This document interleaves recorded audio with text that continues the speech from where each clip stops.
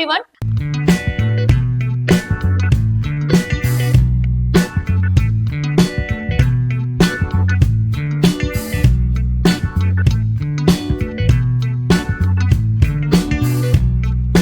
आज से हम स्टार्ट करने वाले हैं अपना EMRS का सिलेबस और इसमें हम सबसे पहले आपका टीचिंग एप्टीट्यूड वाला सेक्शन देखेंगे। तो यहाँ पर आप चेक कर सकते हैं ये जो टीचिंग एप्टीट्यूड वाला सेक्शन है, इसका जो टॉपिक आज हम कवर करने वाले हैं वो है आपका टीचिंग।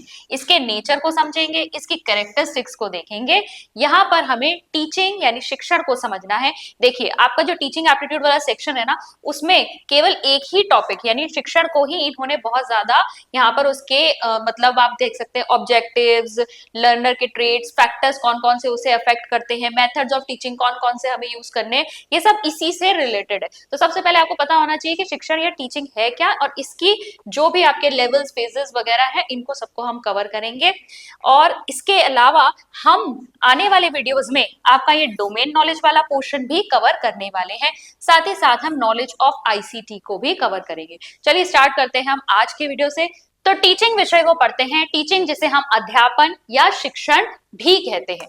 टीचिंग है क्या? देखो बहुत ही कॉमन शब्दों में अगर हम बात करें, जब आप क्लासरूम एक परिवेश की बात करते हैं, वहां पर एक शिक्षक खड़ा है और वहां पर बहुत सारे स्टूडेंट्स हैं, तो टीचर क्या प्रोवाइड कर रहा है? नॉलेज प्रोवाइड कर रहे हैं, कॉन्सेप्ट समझा रहे हैं, बच्चों को इंस्ट्रक्शंस दे रहे हैं। क्या करने के लिए? बच्चों के व्यवहार में परिवर्तन लाने के लिए, बच्चों की लर्निंग करवाने के लिए। बच्चों का जो सीखना है, जो लर्निंग है, जो अधिगम है, उसको हम किस टर्म्स पे देखते हैं? लर्निंग जो होता है आपका, लर्निंग को हमेशा आप देखते हैं in terms of change in behaviour. किस में देखते हैं? Change in behaviour. बच्चा पहले कोई काम नहीं कर सकता था, ठीक है, मान लीजिए कोई मैथ्स का ऐसा टॉपिक है जो बच्चे को जिस नहीं पता था, मतलब मल्टीप्लिकेशन के सम्स ले लेते हैं एग्जांपल में, मल्टीप्लिकेशन के सम्स बच्चा नहीं कर पाता था, टीचर ने उसको सिखाया, उसके बाद वो उन सम्स को करने लगा, यानी व्यवहार में परिवर्तन दिखा। इसी से हम आइडेंटिफाई करते हैं कि बच्चे की लर्निंग हुई है या नहीं हुई है। तो ये आपका कॉमन टर्म्स में मैंने आपको बताया। टीचिंग क्या है? यानी यहाँ पर आपका क्या था? एक उद्देश्य था कि आपको बच्चे को क्या चीज सिखानी है। टीचिंग हमेशा क्या होती है? ऑर्गेनाइज्ड, प्लान्ड, पर्पसफुल प्रोसेस है। इसका एक उद्देश्य होता है, उस उद्देश्य को प्राप्त करने के लिए आप शिक्षण करते हैं। तो एक पर्पसफुल एक्टिविटी है, उद्देश्यपूर्ण प्रक्रिया है, जिसको आप बिल्कुल योजनाबद्ध तरीके से प्लान्ड मैनर में एग्जीक्यूट करते हैं। ठीक है, ऑर्गेनाइजेशन और प्लानिंग होती है इसकी प्रॉपरली कि आपको क्या, बच्चे को किस तरीके से पढ़ाना है। ठीक है, तो ये एक ऐसा प्रोसेस है in which the teacher imparts knowledge, क्या दे रहे हैं? ज्ञान दे रहे हैं, स्किल्स, कौशल सिखा रहे हैं, वैल्यूज सिखा रहे हैं, बच्चों को मूल्य बता रहे हैं, bring about the desirable change in behaviour, यानी बच्चों की लर्निंग करवाने के लिए, बच्चों के व्यवहार में वांछनीय परिवर्तन लाने के लिए। ठीक है, यह है आपका शिक्षण। अब देखो, आगे बढ़ने से पहले हम एक बार देखेंगे कि एडम स्मिथ ने एजुकेशन यानी शिक्षा को क्या कहा है। एडम स्मिथ के अनुसार जो आपका शिक्षा है वो एक द्विध्रुवीय प्रक्रिया है, एक बाइपोलर प्रोसेस है, जिसके एक ध्रुव पे कौन है? टीचर है, और दूसरे ध्रुव पे कौन है? स्टूडेंट है। यानी टीचर और स्टूडेंट के बीच में ये प्रक्रिया चल रही है। अगर हम जॉन डीवी के अनुसार देखें तो एजुकेशन ट्राइपोलर प्रोसेस है, त्रिध्रुवीय प्रक्रिया है, जिसके तीन पोल्स पर, तीन ध्रुवों पर कौन है? शिक्षक, विद्यार्थी और पाठ्यक्रम, टीचर, स्टूडेंट एंड करिकुलम। और कई जगह आपको करिकुलम की जगह सोसाइटी भी लिखा हुआ मिलेगा, क्योंकि जॉन डीवी जो थे वो लर्निंग में सोसाइटी का बहुत ही इंपॉर्टेंट रोल समझते थे। और किसी भी जगह का या किसी भी आप इंस्टीट्यूट की बात कर लीजिए, वहां का जो करिकुलम होता है वो सोसाइटी से प्रभावित होता है। हम आज जो भी करिकुलम अपने स्कूलों में पढ़ाते हैं, अपने कॉलेजेस में पढ़ाते हैं, वो हमारे आज के समाज का ही प्रतिबिंब है। जैसे आप NEP में आज के हिसाब से आप देखोगे करिकुलम में चेंजेस किए गए। हमारे समाज को आज जिस चीज की रिक्वायर्ड है, स्किल्स की रिक्वायरमेंट है, कोडिंग की रिक्वायरमेंट है, वैज्ञानिक एक एटीट्यूड की रिक्वायरमेंट है, वो सारी चीजें जो है अब हमारे करिकुलम में डाली जा रही हैं। ठीक है, तो कहीं ना कहीं आपका जो पाठ्यक्रम होता है वो सोसाइटी से ही इन्फ्लुएंस्ड होता है। जैसी हमारी सोशल नीड्स होंगी उसी के अकॉर्डिंग आप बच्चे को चीजें सिखाएंगे। ठीक है, तो आपका जॉन डीवी के अनुसार ट्राइपोलर प्रोसेस है, टीचर, स्टूडेंट और करिकुलम। या फिर करिकुलम जगह सोसाइटी लिखा हुआ आ सकता है, इन तीनों के बीच में रहेगा। ठीक है, सोसाइटी कभी कभी एनवायरमेंट भी लिखा हुआ आ जाता है, लेकिन मेनली आपका यही रहेगा, करिकुलम या सोसाइटी। और एडम स्मिथ के अनुसार ये क्या है, बायपोलर प्रोसेस है टीचर और स्टूडेंट के बीच में। ये चीजें आप ध्यान में रखिएगा, पूछा जा सकता है शिक्षा को द्विध्रुवीय प्रक्रिया किसने कहा है, या शिक्षा को त्रिध्रुवीय प्रक्रिया किसने कहा है। अब हम आते हैं आपका टीचिंग को एज अ सिस्टम समझते। जैसे आपका कंप्यूटर होता है, उसमें आप कुछ इनपुट देते हो, कंप्यूटर उसको प्रोसेस करता है और आपको एक रिजल्ट देता है which is your output. Computer क्या है, एक सिस्टम, ये पूरी प्रक्रिया क्या है, एक सिस्टम। तो यहाँ पर अगर आप टीचिंग को एज ए सिस्टम माने तो यहाँ पर इनपुट क्या है, ठीक है, इनपुट है यहाँ पर क्या क्या चीजें यहाँ पर लग रही है, रॉ मटेरियल क्या है, टीचर, लर्नर, कंटेंट, एनवायरमेंट। ठीक है, ये सारी चीजें इनपुट हो गई। अब प्रोसेस क्या चलेगा, शिक्षण अधिगम प्रक्रिया चलेगी। क्या चलेगा, शिक्षण अधिगम क्रियाएं, अंतःक्रिया, प्रतिपुष्टि, बच्चों के बीच में, टीचर के बीच में बातचीत हो रही है, क्वेश्चन आंसर्स हो रहे हैं, फीडबैक दिया जा रहा है, एक्टिविटीज हो रही हैं। ठीक है, इसके बाद आपको क्या देखने को मिलता है, output, which is the learning outcomes. आपको बच्चे से क्या व्यवहार करवाना है और क्या व्यवहार परिवर्तन आपको देखने को मिला, दैट इज योर आउटपुट। अगर टफ लग रहा है, मैं आपको सिर्फ और सिर्फ बच्चे के टर्म्स में आपको अगर इस सिस्टम को समझाऊं, तो आप इनपुट यहाँ पर क्या लेते हैं, इनपुट हो जाता है आपका entering behaviour of child. Class में अगर बच्चे के टर्म्स में देखें तो एंटरिंग बिहेवियर ऑफ चाइल्ड मतलब बच्चा कितने चीजें लेकर आया है, बच्चे को ऑलरेडी कितना ज्ञान है। ठीक है, तो बच्चे की प्रीवियस नॉलेज कहां तक है, वो क्या होता है, इनपुट।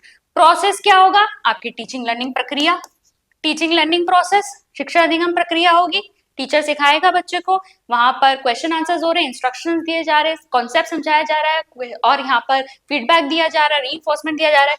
आउटपुट क्या निकल के आएगा, आउटपुट यहाँ पर आपका निकल के आएगा डिजायरेबल चेंज इन बिहेवियर। ठीक है, बच्चे के अंदर जो व्यवहार आप देखना चाहते हैं, जो व्यवहार आप लाना चाहते हैं, वो आप लेकर आए, ये आउटपुट है। यही चीजें लिखी है यहाँ पर, बस दो तीन चीजें और जोड़ दी है लर्नर के साथ साथ यहाँ, क्योंकि टीचर भी तो इस प्रोसेस में कौन इनपुट है, ठीक है, कौन चीजें यहाँ पर रॉ मटेरियल की तरह यूज हो रही है, शिक्षक है, बच्चे हैं और आपका एनवायरनमेंट है, क्लासरूम का जो माहौल है, वो सब हो गया। फिर आपका प्रोसेस चलेगा, उसके बाद आपको आउटपुट देखने को मिलेगा, जो एज अ रिजल्ट क्या है, बच्चे की ओवरऑल पर्सनैलिटी डेवलपमेंट, बच्चे के अंदर व्यवहार परिवर्तन। ठीक है, तो ये आपका टीचिंग एज अ सिस्टम है। यहाँ पर आप चेक कर सकते हैं, थोड़ा ग्राफिकली इसको बताया गया। इनपुट में आपका टीचर लर्नर एनवायरनमेंट हो गया, प्रोसेस में आपका टीचिंग लर्निंग एक्टिविटीज, इंटरेक्शन और फीडबैक हो गया, आउटपुट में आपके लर्निंग आउटकम्स या बिहेवियर चेंज हो गए। अब हम बात करते हैं नेचर ऑफ टीचिंग की। ठीक है, आपका टॉपिक दिया हुआ है ये हमारे सिलेबस में। तो नेचर ऑफ टीचिंग क्या है, according to B.O. Smith and Gage, teaching क्या होती है, गोल डायरेक्टेड होती है और इंटरेक्टिव होती है। देखिए, शिक्षण कभी भी आपका उद्देश्यहीन नहीं हो सकता। आपको पता होता है क्लास 6 में अगर आप पढ़ाने वाले हैं तो क्लास 6 के बच्चे को आपको क्या सिखाना है। ठीक है, आपके टीचर के हाथ में एक सिलेबस दे दिया जाता है कि आपको बच्चे को ये चीजें सिखानी है इस 6 क्लास के करिकुलम के अंदर। तो यहाँ पर जो टीचिंग होती है हमेशा गोल डायरेक्टेड होती है, आपको पता होता है आपको बच्चे को क्या सिखाना है, क्या व्यवहार परिवर्तन उसके अंदर लेकर आना है, और इंटरेक्टिव होती है। बिना इंटरेक्शन के, बिना बातचीत के आप बच्चे को अच्छे से सिखा नहीं सकते। हम अथॉरिटेटिव टीचिंग की बात नहीं करेंगे जहां पर शिक्षा की सब कुछ सर्वे सर्वा है, टीचर ही बोले जा रहा है, बच्चों को समझ में आए ना आए उससे मतलब नहीं है, इसको आप सही शिक्षा नहीं कहेंगे। शिक्षा में टीचर को पता होना चाहिए कि जब आप बच्चे को पढ़ा रहे हैं तो बच्चों को कितना समझ में आ रहा है। कहीं पे बच्चे को कोई पॉइंट अगर नहीं समझ में आ रहा है तो आपको उसे ठीक से समझाना है, दूसरा एग्जाम्पल दीजिए, दूसरा टीचिंग मेथड बदलिए, चाहे जैसे भी। तो इंटरेक्टिव होना चाहिए, गोल डायरेक्टेड होना चाहिए। इसके अलावा क्या है, सामाजिक प्रक्रिया है, सोशल प्रोसेस है जिसमें कम्युनिकेशन रिक्वायर्ड है। टीचर और लर्नर के बीच में क्या होना चाहिए, यहाँ पर बातचीत होनी चाहिए। और सामाजिक प्रक्रिया है, जॉन डीवी ने तो स्कूल को मिनिएचर सोसाइटी कहा है। ठीक है, समाज का एक लघु रूप है स्कूल। बच्चा जब परिवार से निकल के स्कूल में आया है तो भिन्न भिन्न तरीके के लोगों से मिल रहा है, शिक्षकों से, प्रिंसिपल से, अपने साथी समूह से, पीयर ग्रुप है जो उसके ही लेवल के, उसके ही एज के बच्चे हैं। इसके अलावा भी बहुत सारे कर्मचारी हैं जो स्कूल में काम करते हैं, सभी के संपर्क में बच्चा आ रहा है, तो एक छोटा समाज का रूप ही उसे देखने को वहां पर मिल रहा है। ठीक है, टीचिंग क्या है, डायनेमिक है, फ्लेक्सिबल है, और लर्नर की नीड के अकॉर्डिंग चेंज की जा सकती है। देखिए टीचिंग कभी भी फिक्स नहीं हो सकती, टीचर कितना भी तय करके आ जाए कि भाई मैं ये टीचिंग मेथड यूज करूंगा, मुझे ये टॉपिक पढ़ाना है, मुझे यही एग्जाम्पल देने, अगर वो एग्जाम्पल बच्चों को समझ में ना आए तो क्या पता बच्चा आपसे कहे कि भाई कोई और एग्जाम्पल से समझा दीजिए। तो आपकी टीचिंग डायनेमिक होनी चाहिए। डायनेमिक मतलब आप उसे चेंज कर सकते हैं, फिक्स नहीं है, कुछ भी रिजिड नहीं है वहां पर। आप कक्षा के माहौल के अनुसार, बच्चों की रिक्वायरमेंट के अनुसार चीजों को क्या करेंगे, चेंज करेंगे। ठीक है, बच्चे ने दूसरा एग्जाम्पल देने के लिए कहा या हमें ऐसे समझ में नहीं आ रहा तो आप मेथड चेंज कर दीजिए। तो आपकी टीचिंग कैसी होनी चाहिए, डायनेमिक होनी चाहिए, फ्लोई होनी चाहिए। नया बच्चे की तरफ से ही कुछ आया एग्जाम्पल, आपने उसी को उठाकर बच्चों को समझाना शुरू कर दिया। डायनेमिक, फ्लेक्सिबल होनी चाहिए। ठीक है, साथ ही साथ लर्नर की नीड के अकॉर्डिंग चेंज होगी। इसके अलावा इसमें क्या क्या रिक्वायरमेंट्स है, प्लानिंग, प्रॉपर प्लानिंग आपको करनी पड़ेगी। बच्चे को क्या पढ़ाना है, क्या टीचिंग पॉइंट्स होंगे, कौन से टीचिंग एड्स यूज करेंगे, क्या टीचिंग मेथड यूज करेंगे, तो प्लानिंग होनी चाहिए। ऑर्गेनाइजेशन करेंगे, इसका संगठन करेंगे और इसमें इवेल्युएशन भी होगा, यानी लास्ट में आप मूल्यांकन भी करेंगे कि आपका शिक्षण जो है वो किस हद तक सफल हुआ। ठीक है, आप बच्चों को जो सिखाना चाहते थे बच्चे सीखे या नहीं, या आपने जो डिलीवर किया, आपने जो एग्जीक्यूशन किया, वो एग्जीक्यूशन किस हद तक जो है धरातल पे उतरा है। कहीं आपको कुछ इंप्रूवमेंट की जरूरत तो नहीं है, ताकि आप नेक्स्ट क्लास में अगर सेम ही टॉपिक पढ़ाने जा रहे हैं तो उसमें आप इंप्रूव कर सके। तो इवैल्यूएशन या मूल्यांकन के द्वारा आप क्या कर सकते हैं, अपने शिक्षण में सुधार भी ला सकते हैं। फिर है teaching is both art and science. ठीक है, ये बहुत ही इंपॉर्टेंट जो है प्रकृति है या नेचर है आपका टीचिंग का। टीचिंग को हम आर्ट भी कहते हैं, टीचिंग को हम साइंस भी कहते हैं, यानी शिक्षण जो है कला भी है और विज्ञान भी है। कला क्यों है, कला इसलिए है क्योंकि इसमें बहुत सारे कौशल हैं। जैसे कि आप जब प्लानिंग कर रहे हैं, आप जब बच्चों के लिए टेस्ट डिजाइन कर रहे हैं, ठीक है, आप बच्चों के लिए ऑब्जेक्टिव निश्चित कर रहे हैं। ठीक है, ये जो प्रॉपर टीचिंग का जो एक पूरा प्रोसेस है, इसमें बहुत सारे कौशल लगते हैं। तो क्योंकि इसमें स्किल्स इन्वॉल्व हैं, इसीलिए ये क्या है, ये एक आर्ट है। अब वैज्ञानिक क्यों है, साइंस क्यों है, ठीक है, या विज्ञान क्यों है ये, क्योंकि यहाँ पर जो भी चीजें हैं बहुत ही सिस्टमैटिक है, लॉजिकल है, प्रैक्टिकल है। साइंस के में क्या होता है, हर चीज भाई आपकी सिस्टमैटिक होती है, लॉजिकल होती है, प्रैक्टिकली आप उसे जब तक जो है सिद्ध नहीं कर सकते वो सही नहीं है। आपका टीचिंग भी कहीं ना कहीं क्या है, हर चीज व्यवस्थित ढंग से, ऐसा थोड़ी है कि पहले इवैल्यूएशन कर लोगे बाद में प्लानिंग करोगे। हर चीज एक मतलब स्टेप वाइज मैनर में चल रही है ना, व्यवस्थित है, आपको क्या चीज कब करनी है, हर चीज का लॉजिक है। तो इसीलिए यहाँ पर क्या है, इसको हम साइंस भी मानते हैं। तो शिक्षण क्या है, शिक्षण कला भी है और शिक्षण विज्ञान भी है। आगे बढ़ेंगे, करेक्टरिस्टिक्स ऑफ टीचिंग यानी अध्यापन की विशेषताएं क्या क्या है। तो सबसे पहले तो ये इंटेंशनल और प्लान्ड होती है, यानी कि उद्देश्यपूर्ण है, योजनाबद्ध है। हमें पता है हमें बच्चों को क्या पढ़ाना है, क्लास 7th के बच्चे हैं, क्लास 8th के बच्चे हैं, क्लास 9th के बच्चे हैं, कौन सी कक्षा के बच्चों को कितना सिलेबस कवर कराना है, क्या टॉपिक्स कराने हैं, कैसे मूल्यांकन करना है, क्या चीजें उनको आनी चाहिए, ये सारी चीजें ऑलरेडी प्लान्ड होती हैं, पहले से ही निश्चित होती है।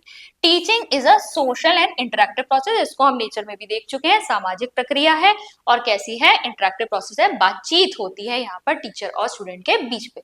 टीचिंग क्या है, इसका एम या लक्ष्य क्या होता है, लर्नर के बिहेवियर को मॉडिफाई करना। आपने शिक्षण किया लेकिन बच्चों को कुछ समझ में नहीं आया, तो क्या आप कहेंगे कि आपने शिक्षण किया है? अगर बच्चे का जो लर्निंग है वो हुई ही नहीं है तो आपकी टीचिंग तो सफल मानी ही नहीं जाएगी। ठीक है, तो इसका मुख्य लक्ष्य क्या होता है, बच्चे के व्यवहार में परिवर्तन लाना, यानी बच्चे की लर्निंग होनी चाहिए।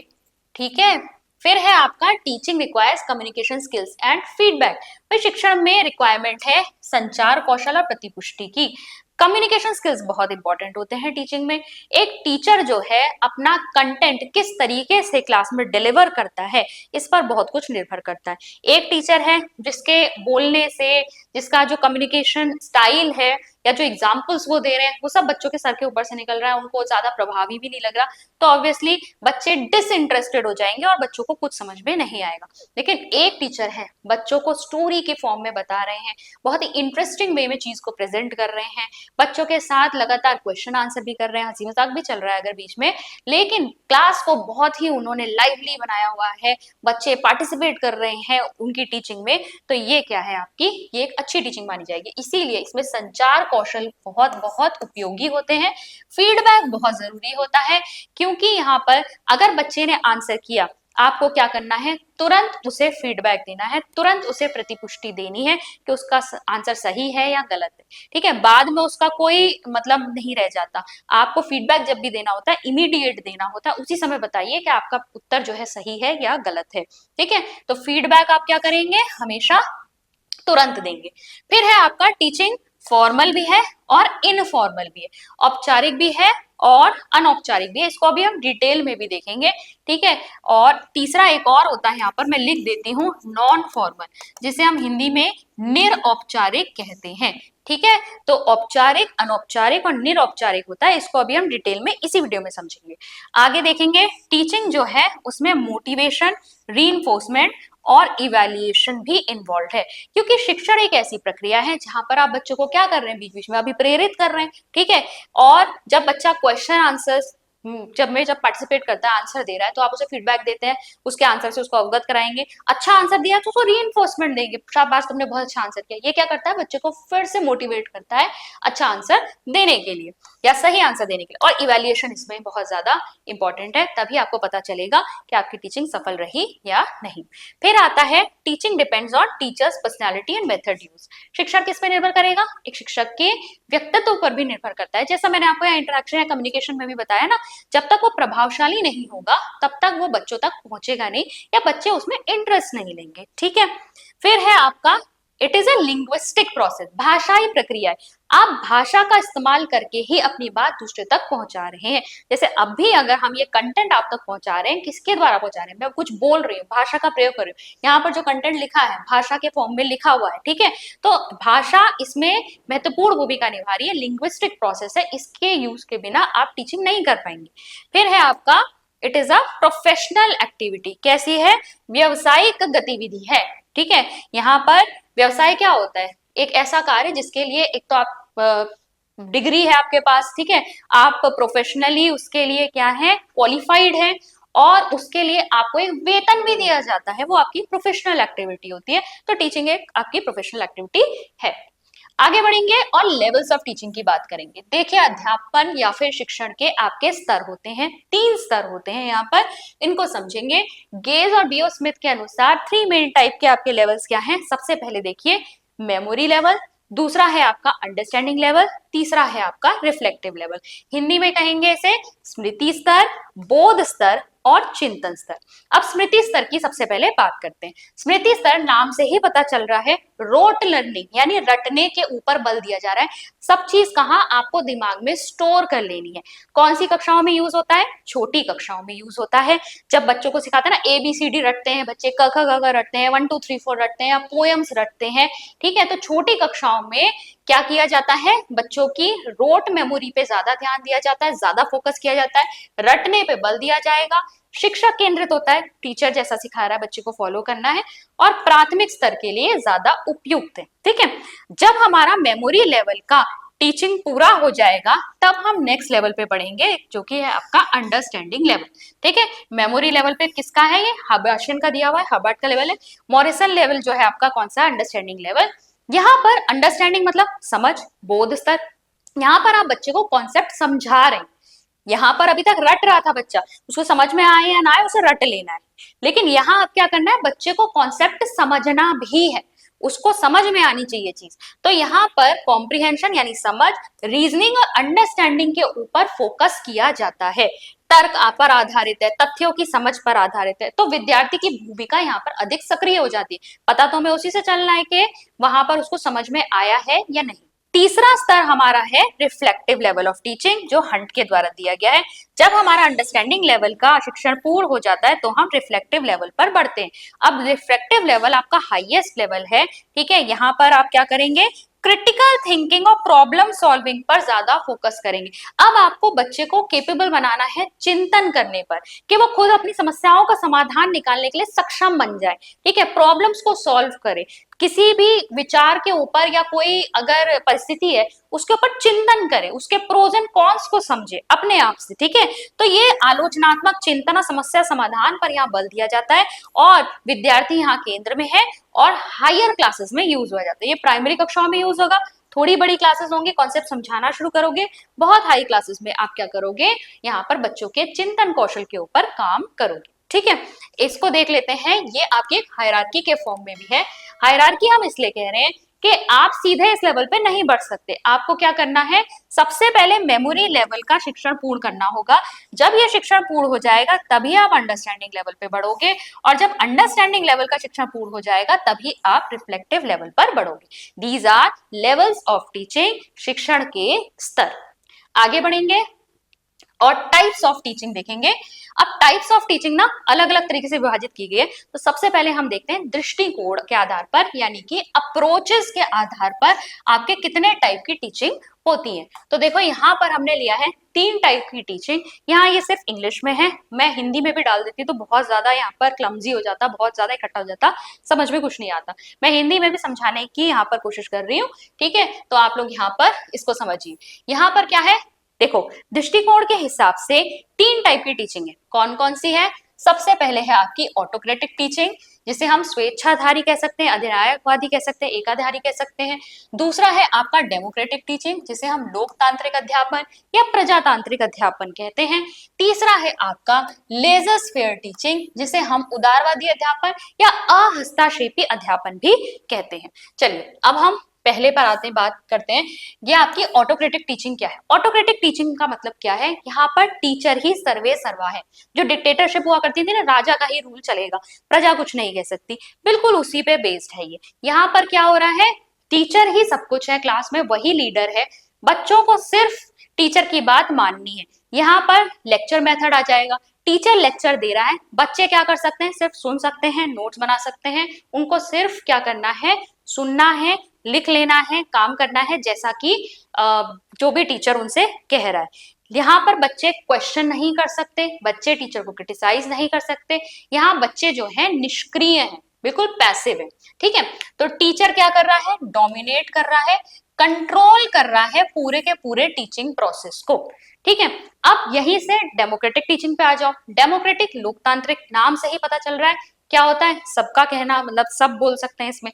तो यहाँ पर टीचर और स्टूडेंट दोनों जो है यहाँ पर डिसीजन की रिस्पॉन्सिबिलिटी लेते हैं, यानी कि यहाँ पर ऐसा नहीं है कि टीचर ही लीडर है, यहाँ पे स्टूडेंट्स क्वेश्चन कर सकते हैं, उन्हें कुछ समझ में नहीं आ रहा तो पूछ सकते हैं, क्रिटिसाइज कर सकते हैं। यहाँ पर क्या है, स्टूडेंट्स जो है निष्क्रिय ना होकर यहाँ पर स्टूडेंट भी सक्रिय, टीचर भी सक्रिय है, स्टूडेंट भी यहाँ पर सक्रिय है। और तीसरे पर अगर हम आ जाए, जिसे हम लेजर फेयर टीचिंग कहते हैं, उदारवादी यानी कि अहस्ताक्षेपी, यहाँ पर बच्चा बिल्कुल फ्री है, ठीक है। आपने बस एक प्रॉब्लम बच्चे को दी या कोई प्रोजेक्ट करने को आपने दिया, बच्चा उसके ऊपर फ्रीली काम कर रहा है, टीचर की रिक्वायरमेंट मिनिमम, जब जरूरत पड़ेगी तो टीचर से पूछ लेंगे, अदरवाइज बच्चा यहाँ पर अपना स्वतंत्र है, वो खुद से काम कर सकता है। ये होता है अहस्ताक्षेपी। टीचर इसमें बिल्कुल भी यहाँ क्या कर रहा है, हस्तक्षेप नहीं कर रहा, फुल फ्रीडम मिली हुई है, मिनिमम कंट्रोल है बच्चों के ऊपर। तो ये मैंने आपको बेसिक बताया, अब अलग अलग पॉइंट्स के हिसाब से इनको देखते हुए चलते हैं, आपको आइडिया तो आ गया होगा कि यहाँ पर इन तीनों का मतलब क्या है। अब देखो ऑटोक्रेटिक टीचिंग में अथॉरिटी किसकी है, टीचर की अथॉरिटी, यानी अधिकार किसका है, भाई सब कुछ शिक्षक तय करेगा, तो टीचर फुल कंट्रोल में है यहाँ पर। अगर हम डेमोक्रेटिक टीचिंग की बात करें तो टीचर और लर्नर दोनों के पास कंट्रोल है थोड़ा थोड़ा, ठीक है। तो अथॉरिटी शेयर की गई है दोनों के बीच में। जबकि लेजर फेयर में देखें तो यहाँ पर फुल अथॉरिटी किसकी है, लर्नर की, जो मन चाहे वो कर सकता है, स्वतंत्र है लर्नर। फिर है रोल ऑफ टीचर, क्या है यहाँ पर, डिक्टेटर, ठीक है, डिक्टेटर है वो, सर्वे सर्वा है, डिसीजन मेकर है, निर्णय कौन लेगा, सिर्फ और सिर्फ शिक्षक लेगा। यहाँ पर टीचर गाइड की भूमिका में है, मोटिवेटर की भूमिका में, सुविधा दाता की भूमिका में। शिक्षक क्या करेगा, आपके लिए एक लर्निंग एनवायरनमेंट क्रिएट करेगा, बच्चों को कहेगा कि आप लोग सब एक्टिविटीज करिए या कुछ सीखिए, जो भी कर रहे हैं, कोऑपरेटिव लर्निंग वहां पर हो रही है, उसमें टीचर बीच बीच में गाइड कर रहे हैं, कंट्रोल नहीं कर रहे पूरी सिचुएशन को, या इंस्ट्रक्शन प्रोवाइड नहीं कर रहे कि मेरे हिसाब से ही चलो, वो फैसिलिटेट कर रहे हैं, सुविधा दे रहे हैं। कहीं भी बच्चा मिस्टेक कर रहा है तो उसको बता रहे हैं कि कैसे आपको सही करना है, मोटिवेटर की भूमिका में, फैसिलिटेटर की भूमिका में। यहाँ पर क्या है, टीचर सिर्फ एक ऑब्जर्वर है, पैसिव पार्टिसिपेंट है, एक्टिवली वो कुछ नहीं कह सकता, ठीक है, वो बस राय दे सकते हैं या फिर ऑब्जर्व कर सकते हैं दूर से खड़े होकर, वो हस्तक्षेप नहीं करेंगे बिल्कुल भी प्रोसेस में। फिर है रोल ऑफ स्टूडेंट की बात करें तो ऑटोक्रेटिक में क्या रहेगा, स्टूडेंट पैसिव है, सिर्फ सुनना उसका काम है, इंस्ट्रक्शन को फॉलो करना, जो भी उससे कहा जा रहा है उन इंस्ट्रक्शन को फॉलो करना उसका काम है। डेमोक्रेटिक की अगर हम बात करें, स्टूडेंट एक्टिवली पार्टिसिपेट, सक्रिय है, ठीक है, सब मिलजुल के काम कर रहे हैं, सीख रहे हैं, कोऑपरेटिव लर्निंग यहाँ पर चल रही है, समूह बना दिए गए, ग्रुप में लर्निंग हो रही है, यहाँ पर अलग तरीके से बच्चा एक्टिव है यानी सक्रिय है, पार्टिसिपेट कर रहा है चीजों में। यहाँ पर हम देखेंगे स्टूडेंट बिल्कुल इंडिपेंडेंट है, उसको कोई दिशा निर्देश नहीं दिए जा रहे, वो अपने हिसाब से काम कर रहे हैं। फिर यहाँ देखेंगे नेचर ऑफ कम्युनिकेशन कैसा रहेगा, ये वन वे, टीचर ने स्टूडेंट को बताया भाई तुम्हें क्या करना है क्या नहीं करना है, स्टूडेंट कुछ नहीं कह सकता, तो ये वन वे। यहाँ पर देखेंगे टू वे कम्युनिकेशन, टीचर और स्टूडेंट के बीच में बातचीत चल रही है, पूछ भी रहे हैं बच्चे, टीचर भी गाइड कर रहे हैं। यहाँ पर कोई स्ट्रक्चर्ड कम्युनिकेशन नहीं है, बच्चा फ्री है, चाहे तो पूछ सकता है शिक्षक से, अदरवाइज कोई रिस्ट्रिक्शन नहीं है कि भाई आपको टीचर के हिसाब से चलना है, फ्री है, ओपन है यहाँ पर, ठीक है। डिसीजन मेकिंग में अगर हम बात करें, यहाँ सिर्फ टीचर डिसीजन लेगा। अगर हम डेमोक्रेटिक में बात करें, कलेक्टिवली टीचर और स्टूडेंट दोनों डिसीजन लेंगे। यहाँ पर देखेंगे तो डिसीजन स्टूडेंट ही लेते हैं अधिकतर। फिर यहाँ देखेंगे लर्निंग एनवायरनमेंट कैसा है, यहाँ रिजिड है, क्योंकि सब कुछ भाई शिक्षक के कहने पर चल रहा है, शिक्षक ही बताएगा क्या कैसे करना है, बच्चों को तो बोलना ही नहीं है, यहाँ पर अधिकार ही नहीं है, तो ये बहुत ही ज्यादा रिजिड काम है, यानी एनवायरनमेंट जो है पूरा का पूरा किसने तैयार किया है, टीचर ने किया है, और उसको ये नहीं पता, जरूरी नहीं है कि लर्नर की नीड के अकॉर्डिंग वो चेंज करे या कुछ भी करे, ठीक है, टीचर ने जैसा तय कर दिया कर दिया। यहाँ पर फ्रेंडली है, पार्टिसिपेटिव है, यहाँ पर आप पूछ सकते हैं, शिक्षक आपके मित्र की भूमिका में भी है, आप चाहे तो जैसा भी आपका सामने एनवायरनमेंट है, एक लर्निंग एनवायरनमेंट क्रिएट करने के लिए एक फ्रेंडली वातावरण क्रिएट किया गया है यहाँ पर, ठीक है। यहाँ पर अनस्ट्रक्चर्ड है, फ्री है, कोई डिसिप्लिन नहीं है, यहाँ पर कोई अनुशासन वाली बात नहीं है, यहाँ पर बिल्कुल फ्री एनवायरनमेंट छोड़ दिया गया है, बच्चा अपने मन से जो कुछ चाहे कर ले। मोटिवेशन देखिए यहाँ पर कौन है, यहाँ पर मोटिवेशन क्या है, फियर, फियर है, डर है टीचर का, अगर हमने बात नहीं मानी तो हमें दंड भी मिल सकता है, ठीक है, तो ये डिसिप्लिन क्रिएट कर रहा है यहाँ पर, अगर या फिर मोटिवेशन क्रिएट कर रहा है। यहाँ पर हम देखेंगे तो क्या है, यहाँ पर बच्चे का जो साथियों के साथ बच्चा काम कर रहा है, ठीक है, उसे मजा आ रहा है उसमें, उसका खुद का इंटरेस्ट आ रहा है उसमें, एंकरेजमेंट जो मिल रहा है टीचर से, यानी टीचर जो है प्रोत्साहित कर रही है, वो एक मोटिवेशन का काम कर रहा है। यहाँ पर सेल्फ मोटिवेशन और पर्सनल इंटरेस्ट ही काम करेगा, भाई आपको अगर बिल्कुल फ्री छोड़ दिया जाए, आप कब काम करोगे, आपका इंटरेस्ट आएगा, रुचि होगी तब तो वो प्रोजेक्ट करोगे, ठीक है, या फिर आपका कुछ पर्पस सॉल्व हो रहा हो तभी काम होगा, वही मोटिवेशन की तरह काम कर सकता है, अदरवाइज कोई काम तो करवा नहीं सकता अगर बिल्कुल फ्री छोड़ रखा है तो। क्रिएटिविटी कैसी है यहाँ पर क्रिएटिविटी को डिस्करेज किया जाता है, बच्चों से कोई आंसर नहीं मांगा जाएगा, ठीक है, बच्चे कुछ आंसर कर नहीं सकते, कुछ नहीं कर सकते, बच्चा अपनी तरफ से कुछ काम करते तो उसको सीधे नकार दिया जाएगा, तो डिस्करेज किया जाता है, हतोत्साहित किया जाता है। यहाँ पर क्रिएटिविटी को एंकरेज किया जाता है, बच्चों से न्यू आइडियाज देने के लिए कहा जाता है, उनसे एग्जाम्पल्स देने के लिए कहा जाता है, उसको प्रोत्साहित किया जाएगा कि आप अपनी भी राय रखिए। यहाँ पर अनकंट्रोल्ड, अनकंट्रोल क्रिएटिविटी, आप स्वतंत्र है, बच्चा कुछ भी करे, कुछ भी क्रिएटिविटी दिखाए, तो कभी कभी यहाँ पर क्या होता है, डायरेक्शन लेस हो जाता है बच्चा, बच्चा कुछ करने की सोच तो रहा है, इस प्रोजेक्ट का सोल्यूशन ये हो सकता है, मैं ऐसा करने की कोशिश कर सकता हूँ, लेकिन अगर उसने प्रॉपर सही समय पर टीचर की गाइडेंस नहीं भी ली है और अपने मन से कुछ भी कर रहा है, तो क्रिएटिविटी जो है किसी गलत डायरेक्शन में भी जा सकती है, इससे रिसोर्सेज भी आपके खराब हो सकते हैं या फिर वेस्ट भी हो सकते हैं। यहाँ पर आउटकम्स की बात करें तो यहाँ पर डिसिप्लिन आता है बच्चों में, लेकिन बच्चे डिपेंडेंट लर्नर बन जाते हैं, क्योंकि शुरू से तो आपने आदत क्या दिलवा दी, मैं जैसा कहूंगा वैसे ही करना है तुमको, तो बच्चा जो है डिपेंडेंट हो गया, उसे आपके इंस्ट्रक्शन की रिक्वायरमेंट है, जब मुझसे कोई कुछ ऐसा कहेगा मैं वैसा कर दूंगा, अपनी तरफ से कुछ वो नहीं कर पाते। यहाँ पर अगर हम देखेंगे तो कॉन्फिडेंट और रिस्पॉन्सिबल बच्चे यहाँ से बनते हैं, क्यों, क्योंकि आपने हमेशा इंकरेज किया है कि बच्चा अपने आइडियाज दे, अपनी क्रिएटिविटी दे, अगर बच्चा गलती भी करता है तो टीचर यहाँ पे सुधारने के लिए खड़ा है, वो बता रहा है आपको बेटा कहाँ पे गलती हो रही है, कहाँ आपको ठीक करना है, तो यहाँ पर क्या है, टीचर गाइड की भूमिका में हमेशा आपके साथ मौजूद है, तो बच्चों के अंदर क्रिएटिविटी को आपने कभी दबाया नहीं, हमेशा उनको एंकरेज किया है, तो बच्चे कॉन्फिडेंट बनते हैं इससे।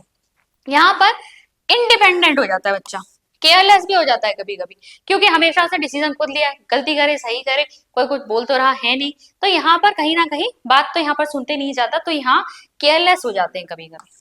फिर है आपका सुटेबल फॉर, किसके लिए सुटेबल है, कि भैया मिलिट्री टाइप में बहुत ज्यादा सुटेबल है, या स्ट्रिक्ट क्लासरूम सिचुएशन में ये सुटेबल है। यहाँ आज का जो समय है, मॉडर्न क्लासरूम जो है, वहां पर इसी तरीके को डेमोक्रेटिक टीचिंग को ज्यादा अपनाया जाता है।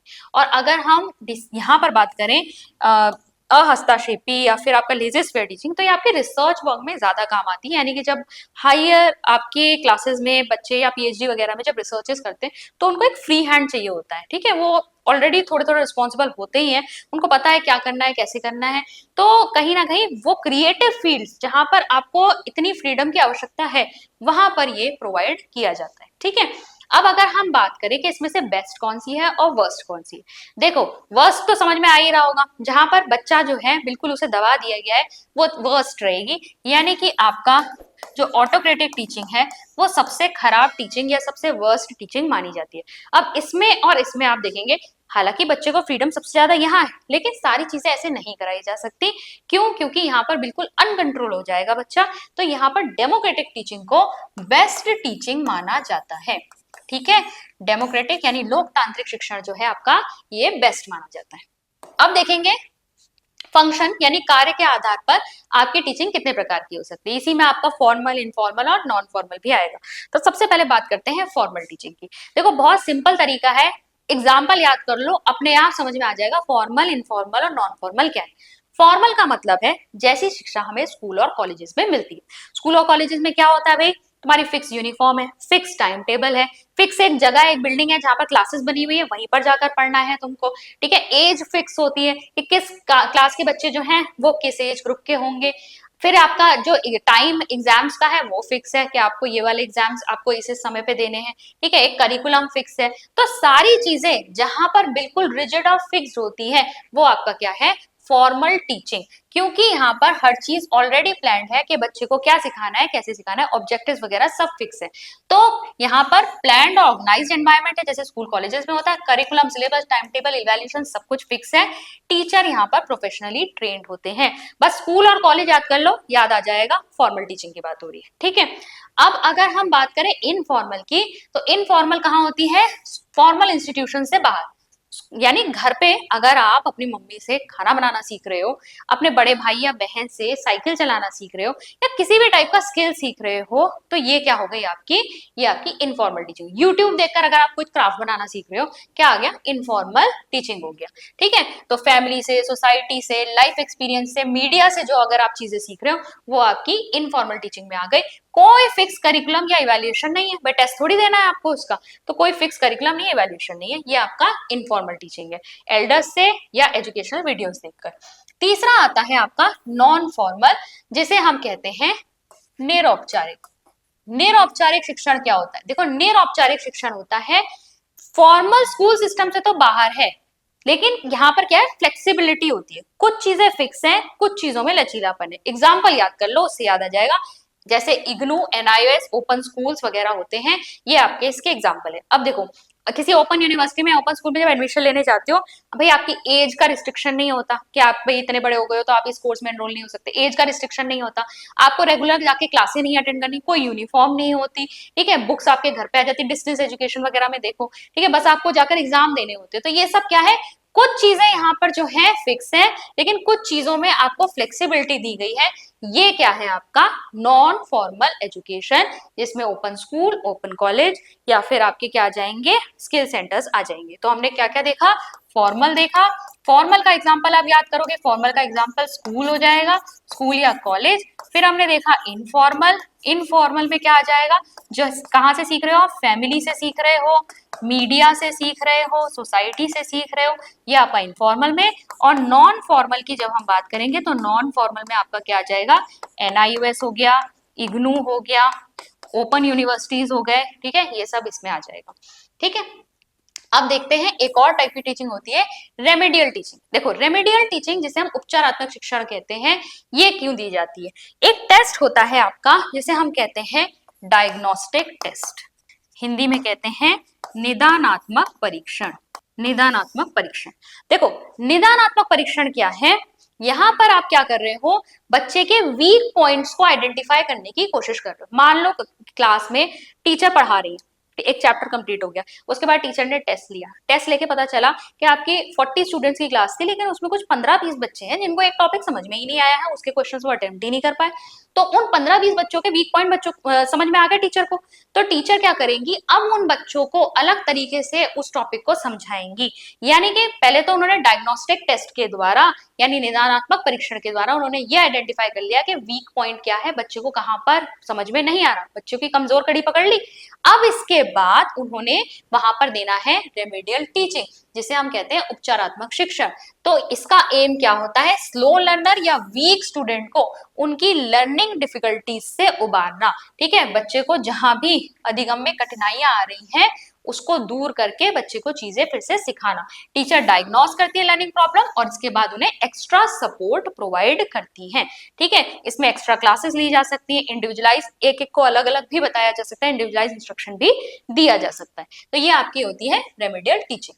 तो आज के वीडियो में हमने समझा शिक्षण क्या है, उसकी प्रकृति क्या है, उसकी विशेषताएं क्या हैं, टाइप्स समझे और हमने स्तरों को भी देखा। तो आई होप आपको आज का टॉपिक समझ में आया होगा। अगर आप स्ट्रक्चर्ड वे में हमारे साथ ईएमआरएस की तैयारी करना चाहते हैं तो आप हमारा कोर्स भी ज्वाइन कर सकते हैं। उसको ज्वाइन करने के लिए आपको बस अचीवर्स ऐप डाउनलोड करनी है। डाउनलोड करके आप हमारे कोर्स को चेक कर सकते हैं। वहां पर हम टीचिंग एप्टीट्यूड वाला सेक्शन, डोमेन नॉलेज वाला सेक्शन, आईसीटी वाला सेक्शन कंप्लीट हम आपका प्रिपेयर करवा रहे हैं। तो अगर आप इस कोर्स को ज्वाइन करना चाहते हैं तो आज ही अचीवर्स ऐप को जरूर डाउनलोड कीजिएगा। इस लेक्चर की फ्री पीडीएफ आपको हमारे टेलीग्राम ग्रुप पे मिल जाएगी। टेलीग्राम ग्रुप है मेरा मेगा जयसवाल अचीवर्स नाम से, आप उसे ज्वाइन कर सकते हैं। बहुत सारी अपडेट्स भी मैं वहां पर डालती रहती हूँ, जो भी आपकी वैकेंसीज होती है उनसे रिलेटेड, और पीडीएफ भी कई सारी आपको मिल जाएंगी। तो अगर आपको फ्री पीडीएफ चाहिए तो टेलीग्राम ग्रुप को ज्वाइन कर लीजिएगा, लिंक नीचे डिस्क्रिप्शन बॉक्स में भी दिया हुआ है। मैं मिलती हूँ आपसे नेक्स्ट वीडियो में। Thank you.